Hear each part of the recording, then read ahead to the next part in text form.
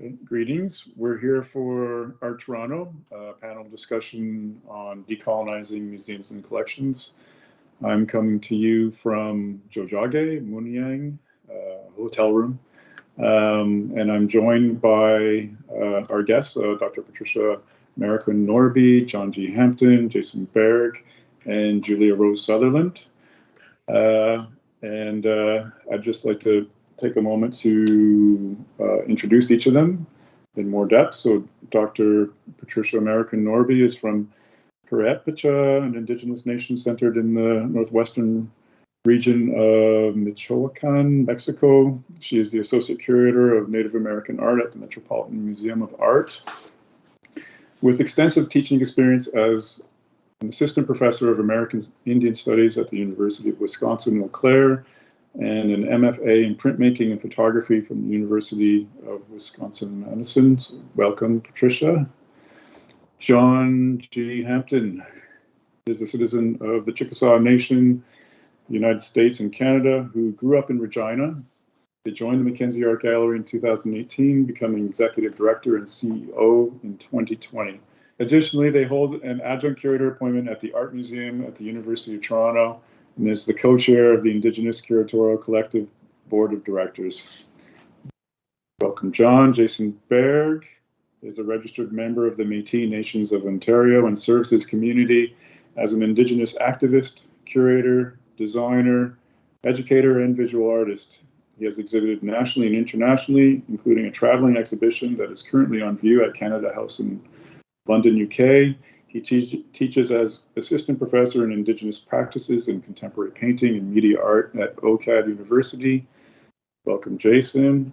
And Julia Rose Sutherland is a Mi'kmaq from Metapanachioag Nation, settler, artist, and educator based in Toronto, Canada.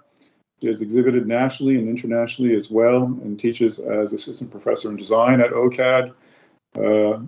Julia is a recent recipient of the Canada Council for the Arts Creating, Knowing, and Sharing Award and the AFA Indigenous Individual Project Grant.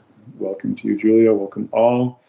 And welcome to our virtual guests who are witnessing this discussion. I think it's an important dialogue that we're going to have on decolonizing museums and collections. And it's really, I think, special to us to have this opportunity to speak together among ourselves, but also to have everyone else joining us in this virtual space. So let's get into it. When I see the word decolonizing, I immediately think indigenizing. I don't know what those two terms mean to each of you, but if anyone wants to kind of jump in on that, is it an important distinction? Hit me. So I'm kind of inspired by Maria Campbell. I saw a social media post where she stated that there was no word for reconciliation in the Cree language, and that the notion was really about making something right. And so I did some research, and the closest thing I could find to the word in Cree, I'm Cree Métis, so I found Kwe'as Gwahi Wiwin, which means the act of correcting someone. So when I think about that as well, I think about the situation of really creating a space of revitalization, of reestablishing culture and language in real ways. So that, I think, is imbued in what we should expect reconciliation to look like. Yeah, so I mean, if we're thinking about reconciliation, I know that Justice Murray Sinclair, who was one of the commissioners for the Truth and Reconciliation Commission, producing the report, said he didn't believe that reconciliation was possible in his lifetime, in his children's lifetime, in his grandchildren's lifetime. So in other words, this is a long-term project, but that word reconciliation you're articulating one meaning. I think it's kind of in a lot of ways become government speak, and it's lost its meanings, but maybe others can add more meaning to what that can possibly. I would like to jump in, actually. I've been thinking about reconciliation, like this term, for a long time, and the onus of like who is supposed to reconcile and like what is the reckoning within reconciliation, you know. And the more and more I think about it over time, especially in artwork that I make and how I'm negotiating things, is that reconciliation is actually should be put on the shoulders and burden of settler populations to learn and to listen and to reckon with their histories and their past and their positionality. And this is something that I think about too, with myself as being someone who's white passing, as a biracial Indigenous person, reckoning both my personal history and my personal relationship and honorings to my own family and obligations. So I think when we're talking about reconciliation, we should also think about where is the onus put on and who is that onus put on? Because most of the time, you know, as Indigenous folk, it's put on us for some reason, when I think that that action is actually, it should be reversed completely the other way around. And then in thinking about indigeneity or indigenizing, that's more about representation for us and about us really coming together as a community and learning for ourselves. And it doesn't necessarily have to be for a settler population. It can be growth within ourselves, within our communities, and it should be about community in my mind for indigenization in general. So that's what I'm thinking about reconciliation in general. Thanks. What about Patricia? I don't want to put you on the spot, but we had a little bit of a chat yesterday, and I think it's really interesting because you bring to the conversation, you know, a different perspective south of the border. Reconciliation has been so much part of the discourse here because of 2007, starting in 2017 with this country wanting to celebrate, you know, a point since Confederation, and then there's social realities come to the fore. But what do you have anything to add from your perspective? Thank you, Greg. Well, first, before I begin, I'd like to say Nari Hamashak. I am Pudapacha, and I want to acknowledge that I am a guest here in the homelands of the Ho-Chunk community, where my home is in Wisconsin. I think it's important. I love that you touched on, you know, that I have a different perspective, and I do, because of my mother's community, Pudapacha community in Mexico. Her Pueblo is in west central Mexico, and you know, even though I've been there only a few times, it's interesting to me because I often feel a sense of longing for going back to my ancestral roots and where they are, and at the same time, I feel very connected to being here in the U.S. But I always think about that I am a guest here, and it's so important to me to acknowledge that, and also to, you know, one of the challenges of accepting the appointment at the Metropolitan Museum of Art was that there was this culture of being the expert, of being the one person who represents all Indigenous communities, and I felt very uncomfortable with that. And it's taken some time, but I've worked with my colleagues to emphasize that I do not feel like an expert, that I'm always learning, I'm always growing, I'm always becoming. And I think that that's key to this entire process.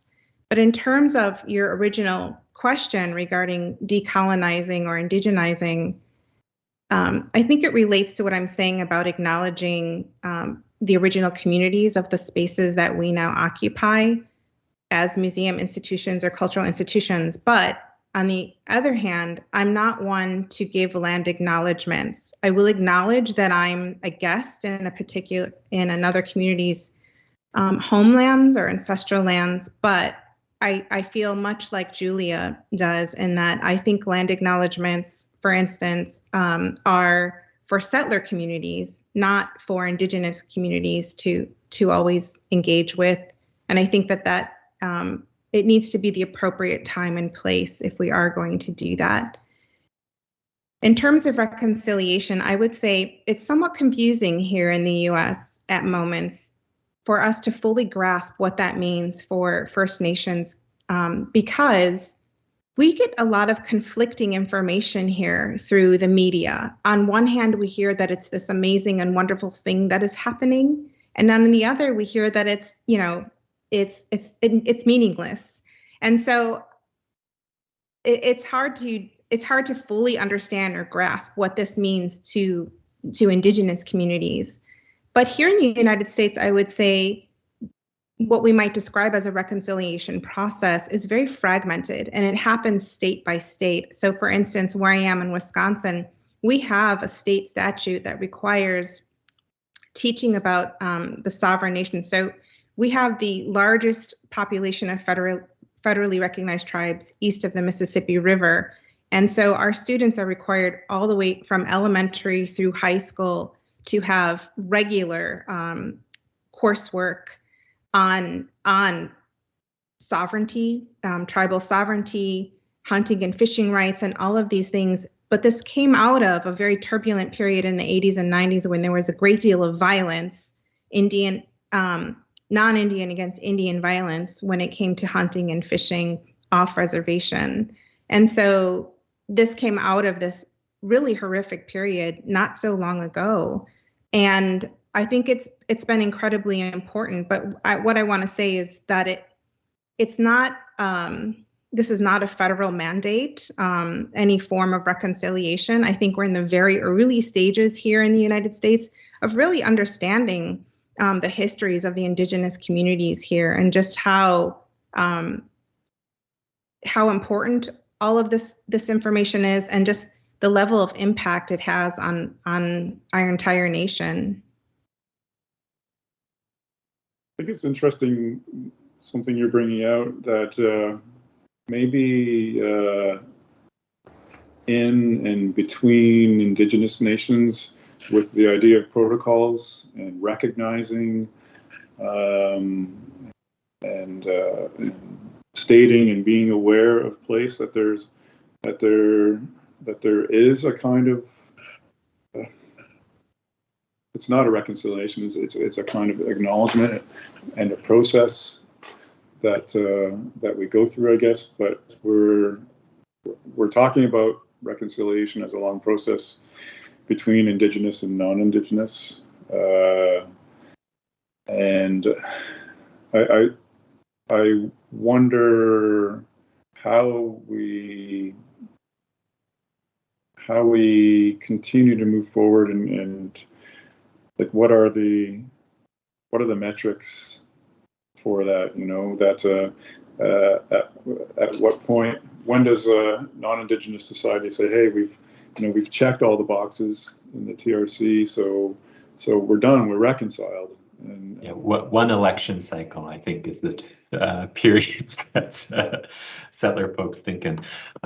It's interesting. So I heard people bringing up that Murray Sinclair's timeline for reconciliation, and also the idea that reconciliation is something that settler folks have to contend with.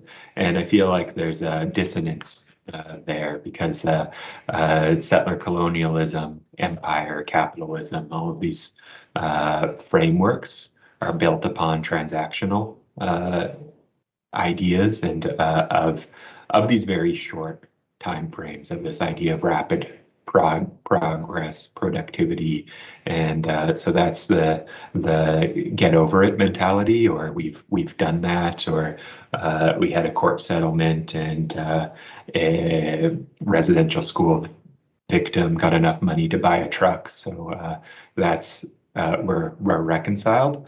And it's just there's a requirement for a shift of worldviews and understandings, and I think that's where the truth component of truth and reconciliation comes into account, but also this fundamental need in Western societies right now, of which I'm now immersed, which has a massive impact on my life, on my nation, on the territory here, that there's a need for reconfiguring worldviews and relationships, not only to Indigenous people, but to all our relations to the earth, to newcomers, to the way that we relate to one another, transact business, like that. This is this idea that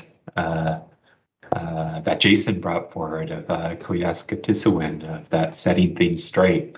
That's a long-term, that's the soul of our society, of all of us as individuals and communities changing. So that's why it's a large endeavor, and there's a certain role for us to play as cultural workers in that, but there's work that needs to be done in all corners of our society.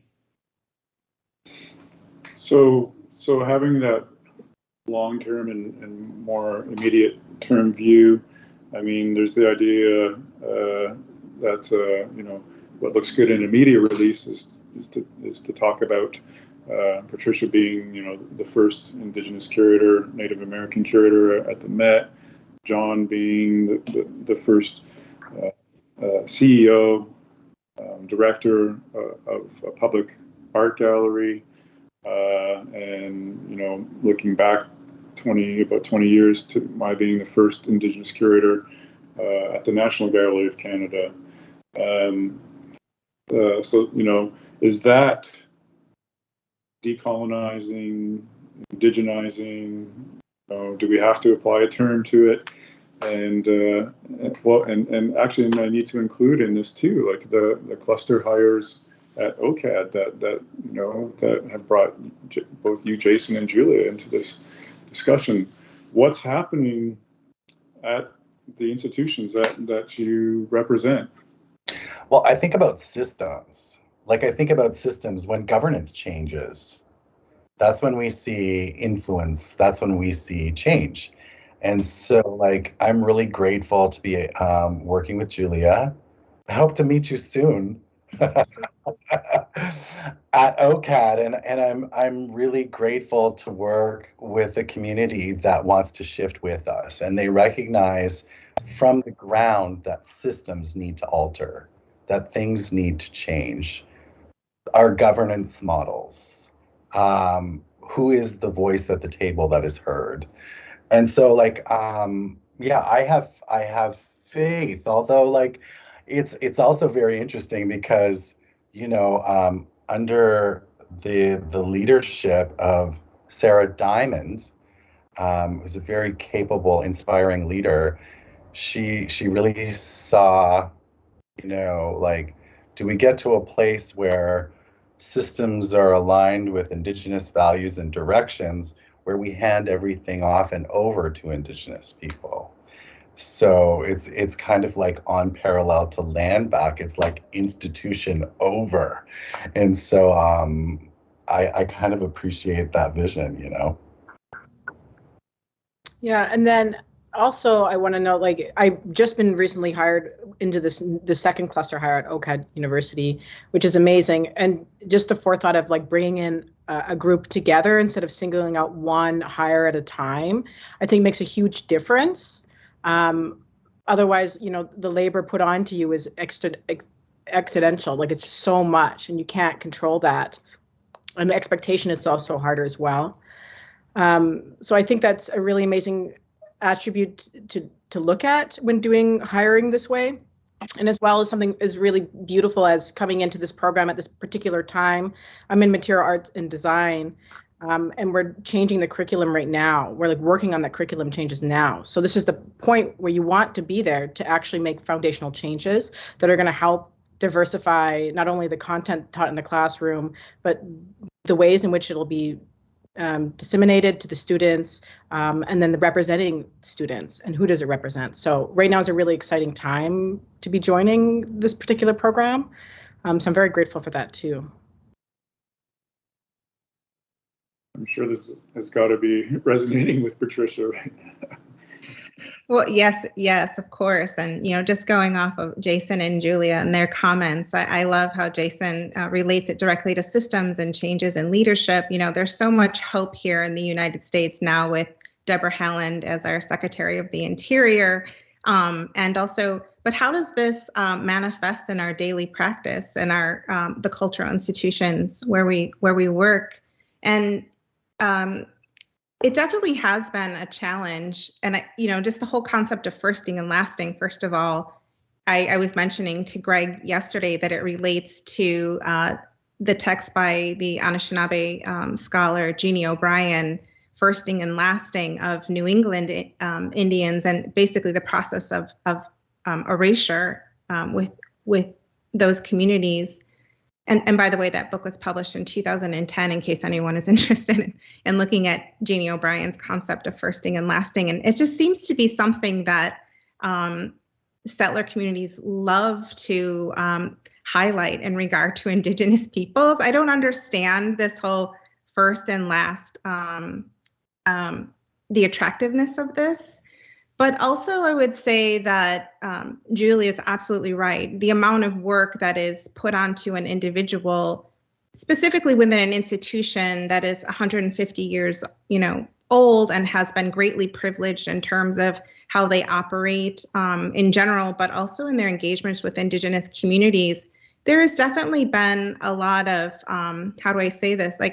I can't put it any other way. There's been a lot of cleanup work. There's been catching up to do, and a lot of educating in terms of, hey, we can't do this particular project or include these images or these items without consent from the communities, from Indigenous communities. And so teaching about that and working with people directly, that's been an interesting experience for me. I think that because all of us here on this panel, we've been engaged with this type of work for many years. And so then to encounter scholars and experts within the museum world who I feel as if I've been guilty of making assumptions that they were at the same place I was and understanding this type of interaction or protocol, this process, and then realizing that that's not the case. And so it's taking a lot of additional work, additional labor for me. And so it can be challenging.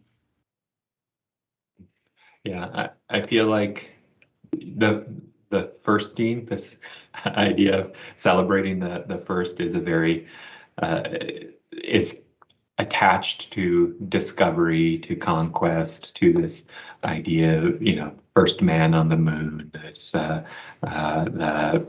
Christopher Columbus, of all of these very problematic narratives, and ties into that feeling of competitiveness, of individualism, of this. But it's there's the flip side of that is that acknowledging that that's the current structure that institutions are operating in, then it gives an incentive to institutions of saying, I don't know if it would be happening in our current society if there wasn't some incentivization there of saying, well, because it is hard, it's harder to be the institution that's doing that first, that there's to just continue exclusion, and the status quo is much easier. And institutions have been good at doing that for a long time, and then dangling getting that title of being the first to do it, then gives a little bit of an incentive to institutions that otherwise might not be making those efforts. So I feel conflicted about that in some ways, and in my own institution too.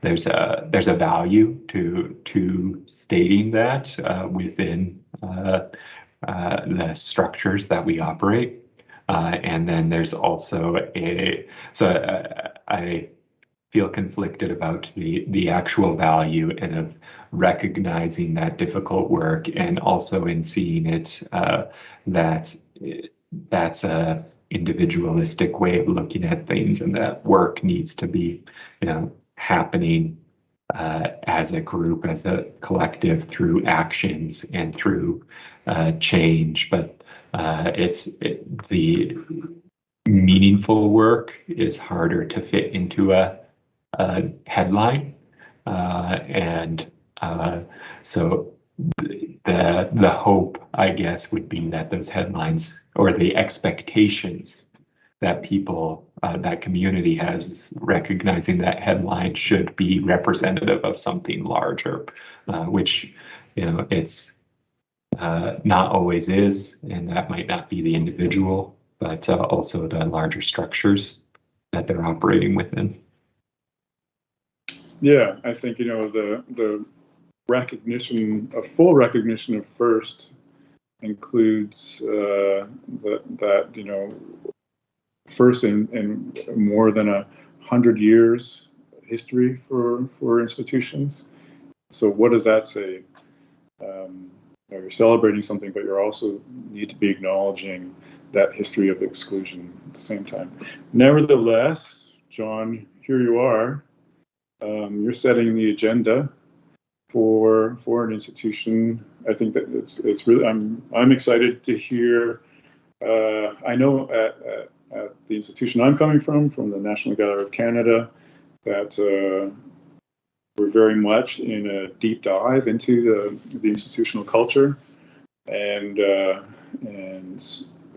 developing a strategic plan to change that, to become more inclusive, to become, I think, more responsible to audiences. And as a director, you get to really lead this. So, where are you going? Well, that's a big question. A lot of things built into it. So, well, we're going down several paths, and the work. The first thing that was on my plate as I came in as interim executive director is that I was the equity task force, and so looking at a pathway for our institution, for sort of, I guess, reconciling with our past, our present, how we're configured, the work that we've made some progress on, and where we haven't.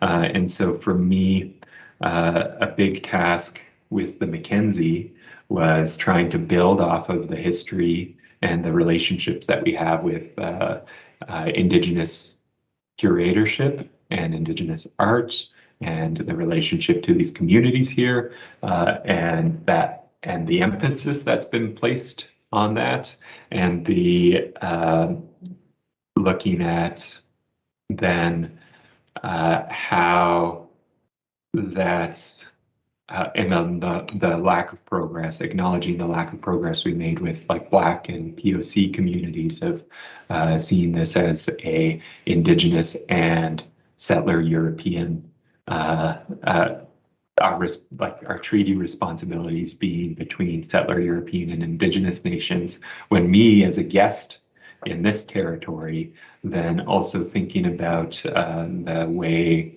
that I've been hosted here, and that my Nookum in this territory accepted me as family, and taught that spirit of hospitality, and how our responsibilities in indigenization or decolonizing this institution extends. It's not a indigenization and a separate thing of bringing in new Canadians, or that.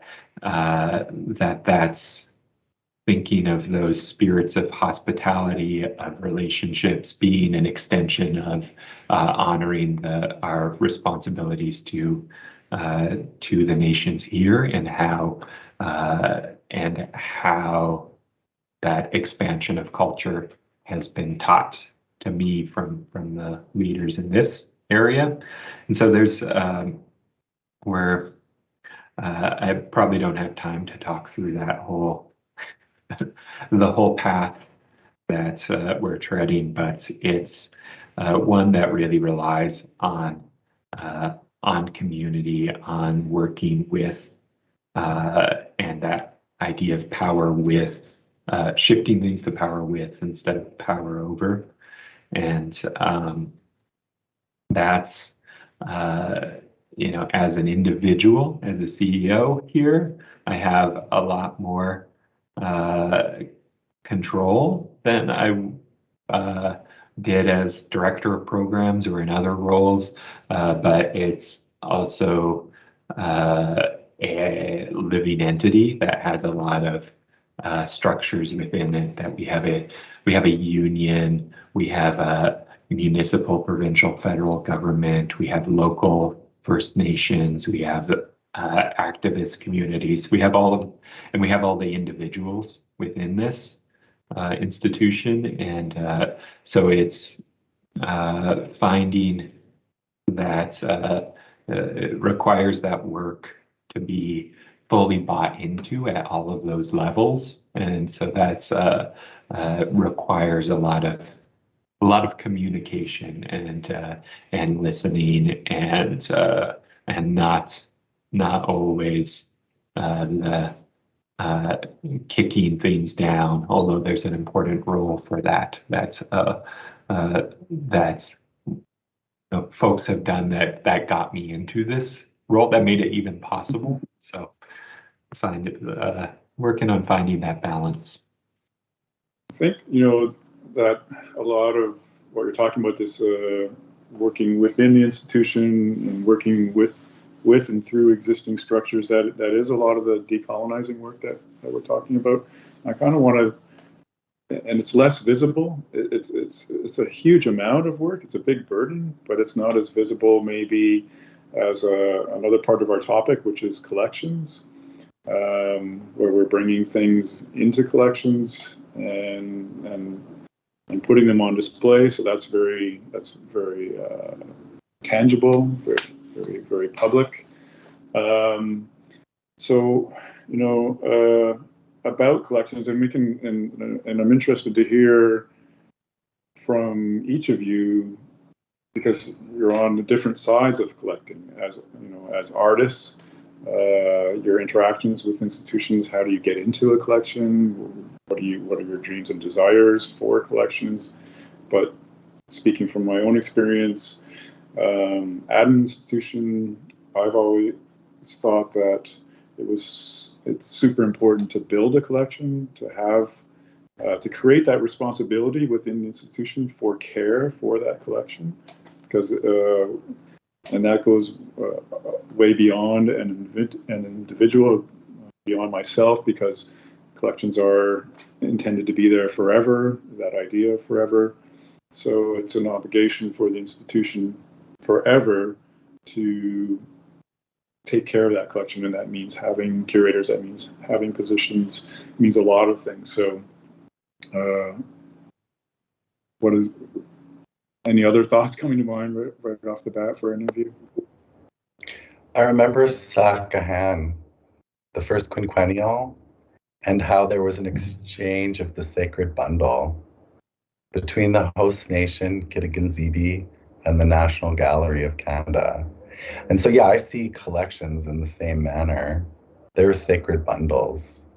And so I think about all of those animate things speaking to each other like a gathering.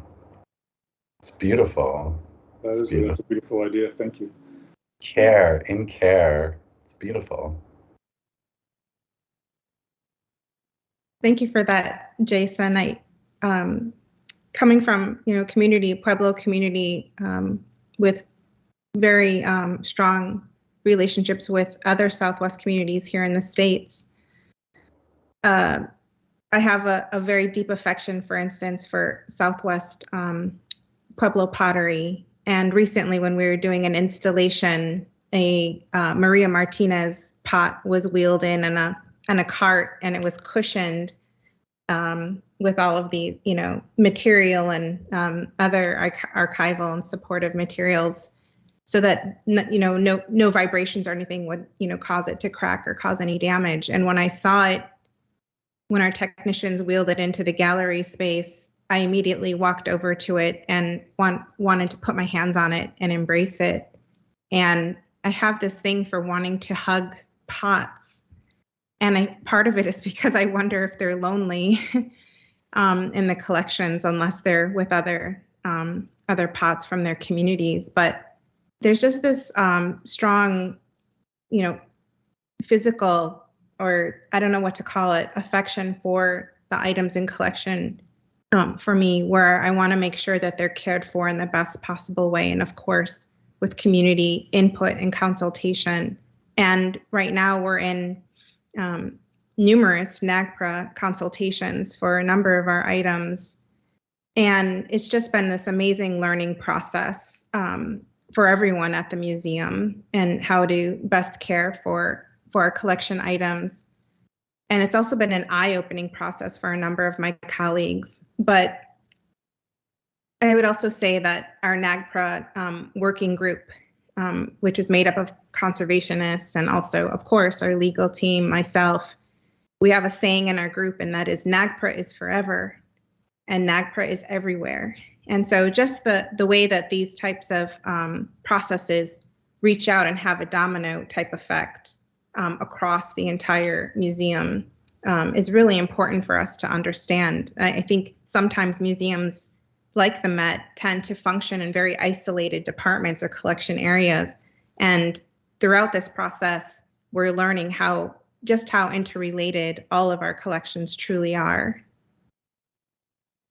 Just for the benefit of our Canadian viewers, NAGPRA is the Native American Graves Protection and Repatriation Act. That's correct. And I apologize for not explaining that. Thank you. No problem.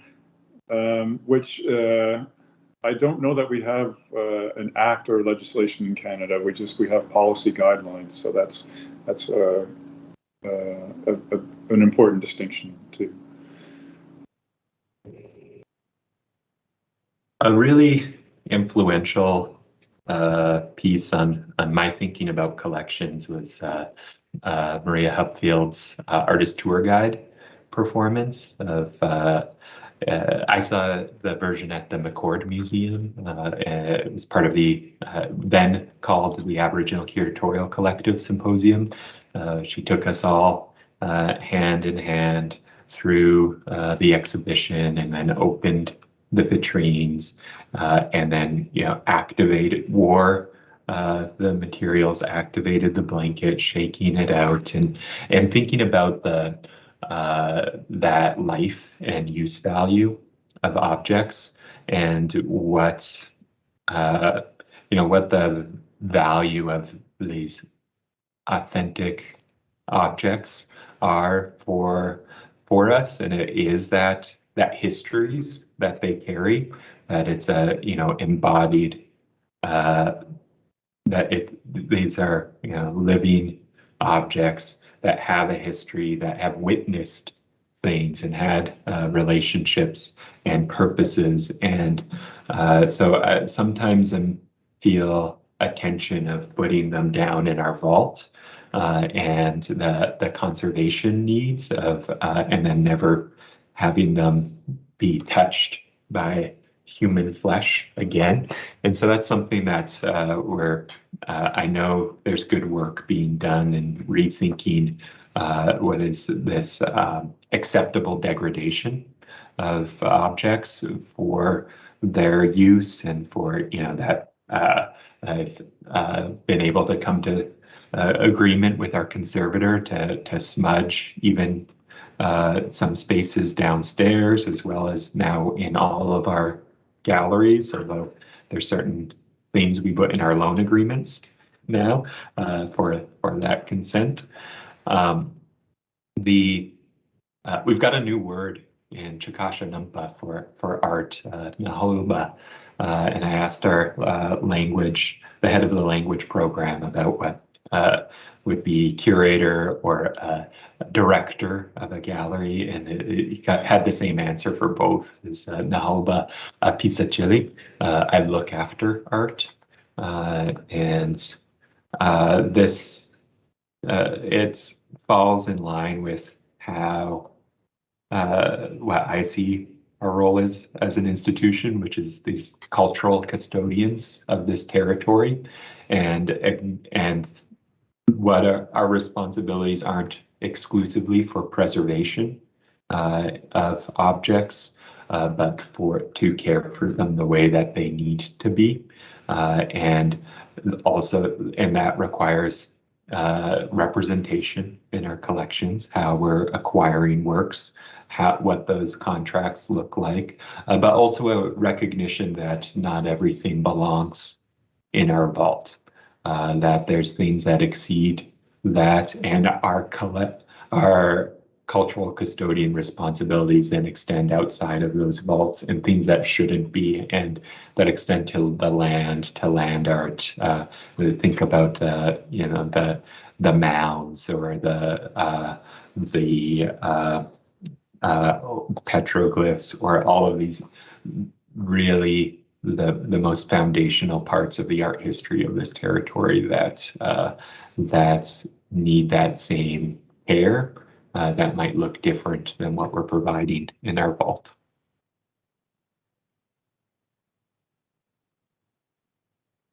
I'd also like to just add, Jason, I just adored what you said about the sacred bundle.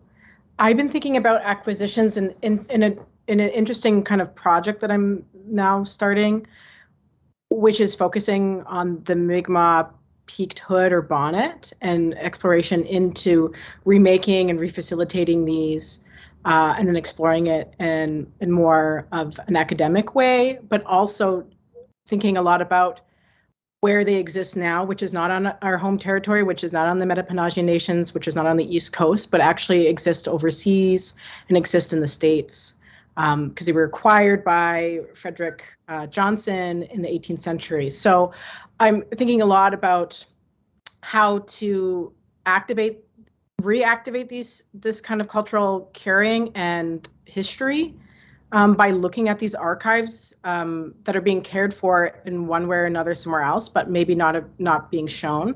And so I'm very interested in all the ways that all of you were talking about care with items and the custodianship that you mentioned, John and Patricia, about this idea of wanting to hug an item or use an item or activate this item.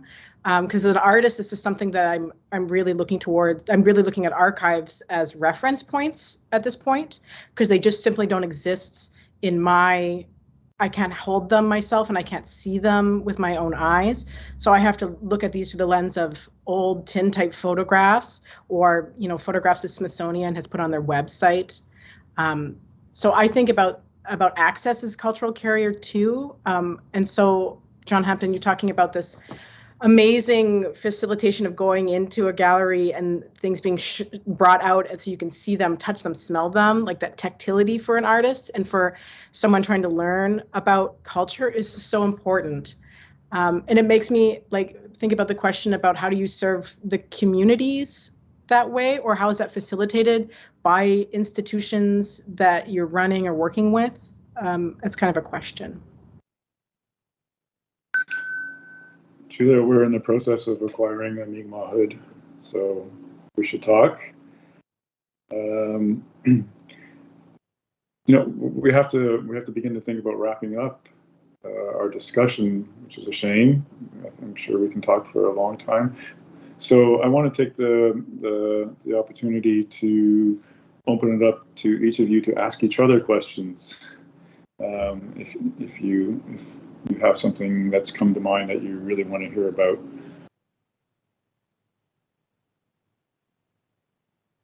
Or pick up on something.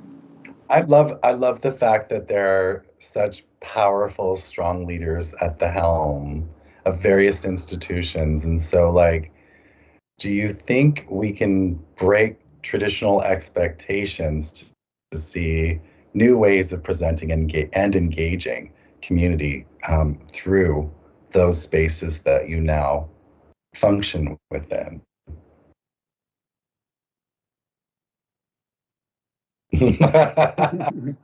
And what would those be like, you know what I mean? I think there's a huge opportunity, and so like, what does that look like, or what could that be?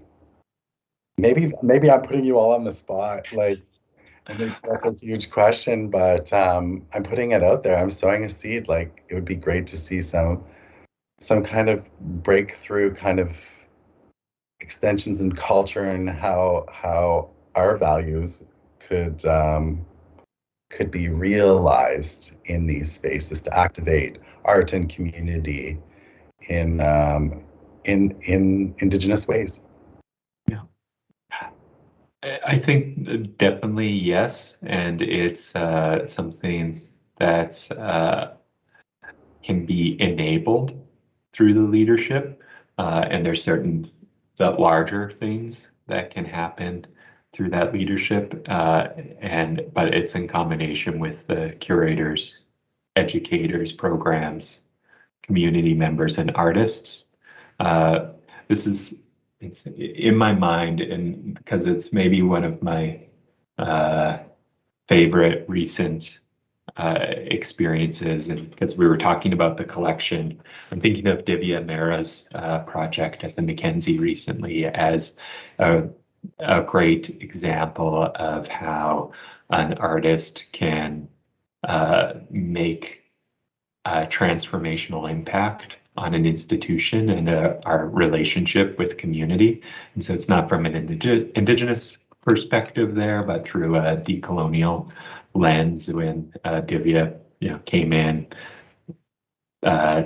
prepared for her exhibition, found this a record of our namesake, Norman MacKenzie, describing stealing this idol from an active shrine in India, and then going through that process with her, and then like weighing that sculpture. She made a leather sack of sand of the same weight that now sits there's an outline cut out for this idol that now holds Divya's work that's replaced it, and that piece now it resides back in India. And thinking about that our collection that's in perpetuity, that in that shelf, that we haven't erased that history, but it's that there's the cutout from this this shameful act in history that we held for over 100 years, and had exhibited, and it's not a hidden history, something we knew, but just needed that reckoning, and that intervention from an artist to come in and really what we had to do was just say yes, and that there's been these calls from artists and from communities and these pathways for change and how to do things. And it's sometimes can be overwhelming to think of, well, I as an individual have to rethink all of these models that have existed since the birth of the museum, and that have taken hundreds of years to come to these working models. But it's sometimes in the best situations, it's as simple as just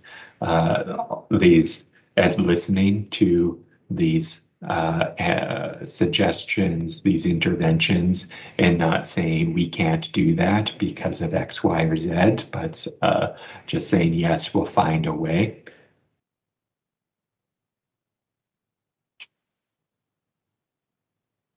Thank you, John. Just so much of what everyone is saying here today is so incredibly important, and all of this in the process, that we're engaging with at the Met is grounded in community work. And so much of it is about listening, as John is emphasizing. And that's one of the things that when people ask me, how do I be a better ally? How do I do this? And one of the things I say is listen, and listen more and don't feel like you have to say something all the time, or don't feel the pressure to even respond. That listening more than speaking is incredibly important in all of this. So I appreciate what everyone is saying.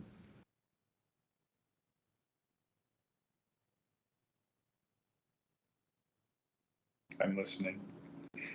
And now no one's going to say anything. I just want to respond. Like, I just think it's so great. And I think, well, I was very satisfied by your answer, John. It's like the art comes through and we just got to let it happen, and transformation is occurring. So thank you for that. Yeah, I wonder, well, Julia, you're just started there, but maybe, I don't know if you've had much experience with the students yet, and Jason too. I wonder if that resonates there about what type of energy is well, I guess the question is, what type of energy is coming in through OCAD and the new generation of artists, and is there that space for that, their impact and energy on the institution? Yeah, I mean, I've just started at OCAD U, but in my experience with students in the past, I mean, they have it. They want change, and they're ready for it, and they're ready to build those pathways as strong as they can, as long as they have support. And that's what institutions like cultural institutions like museums, collections, institutions like OCAD U and educational institutions need to give. It should be student-centered 100%. Like, they know what they want, and we just have to be the carrier to help them get that way. They just don't know that exact pathway, but once they find it, they're going for it. And it's really exciting. As soon as you just start listening to what they want, it's just amazing. And I guess it's why I'm so drawn to teaching too, is to just make that happen for them somehow, to facilitate that.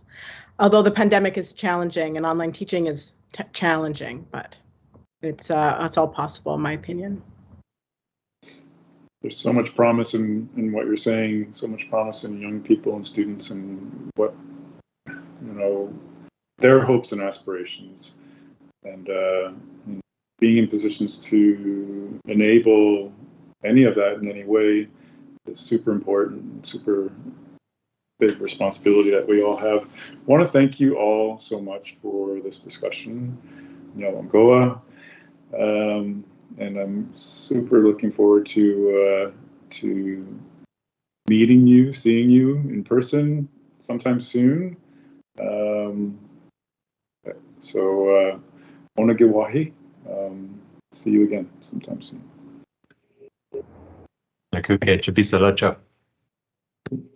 Kinanaskamatin.